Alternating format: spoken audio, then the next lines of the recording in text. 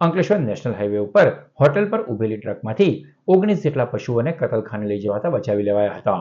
Ankleshwar rural પોલીસે મળેલી બાતમીના આધારે અંકલેશ્વર નજીક હાઈવે ઉપરની પલ્સ હોટલના કમ્પાઉન્ડમાં પાર્ક કરેલી એક ટ્રક ઉપર છાપો માર્યો હતો અને ટ્રકમાંથી 19 જેટલા અબોલ પશુઓને બચાવી લીધા હતા. પકડાયેલ ટ્રક ચાલક આરોપીએ ગેરકાયદેસર રીતે પોતાના કબજામાંની ટ્રકને ગુજરાત રાજ્યમાંથી મહારાષ્ટ્ર રાજ્યમાં મૂંગા અબોલ પશુઓ 19 ભેંસને અતિ ક્રૂરતાપૂર્વક ટ્રકમાં ખીચોખીચ ટૂંકી દોરી વડે બાંધી હતી અને તેઓને ખાવા માટે કોઈ પણ ઘાસચારો કે અન્ય પાણીની વ્યવસ્થા કરી ન હતી. તેઓને પ્રાથમિક ઉપચાર માટે કોઈ મેડિકલ સાધનોની વ્યવસ્થા પણ રાખી ન હતી.